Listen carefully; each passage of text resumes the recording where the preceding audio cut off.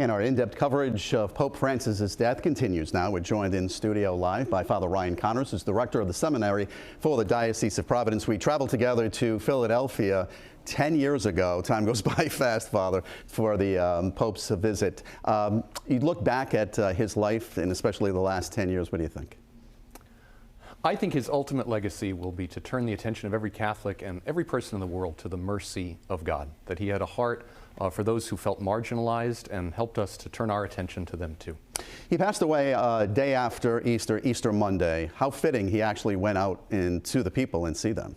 Yeah, and this is the mystery to which he's dedicated his whole life, that Jesus Christ is risen from the dead and alive in his church. And so it's a fitting day that he goes to the house of the Father. You saw that in Philly, Father. You actually celebrated Mass with him. What was that like up there first? What was going through your mind? That was such a wonderful experience. I'm sure you have this experience too. There were 400 people all over Rhode Island. You run into them and say, we were together to see the Pope, which was such a great experience. To concelebrate Mass was a special moment for me, because every day when a priest says Mass, he says the name of the Pope. So to be there with him in person was a special grace. Do you often think of that day?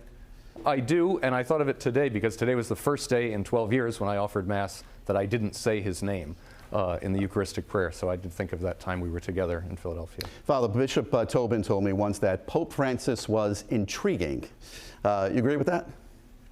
I think he captivated the attention of everybody through his authenticity, his spontaneity, and hopefully he helped us to change, to turn our attention again to the marginalized and put everything in the light of God's mercy. Now, he did spark a debate between traditional conservative Catholics and others. Do you think that was intentional to get people to talk about things?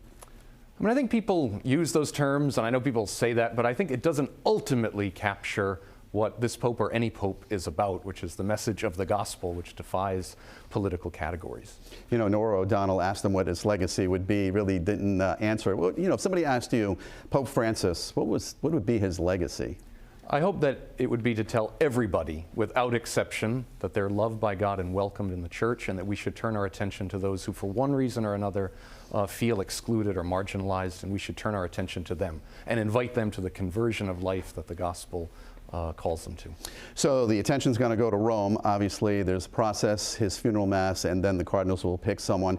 Do you think it's someone in the mold of Pope Francis? Because he did select a lot of the cardinals that will be voting. Yeah, and that's, of course, notoriously difficult to predict. I think it will be someone who has a heart for the poor and someone who desires to draw everybody into the church to meet Jesus there. All right, Father, as always, thank you very much. Thank you. Thank you for having me.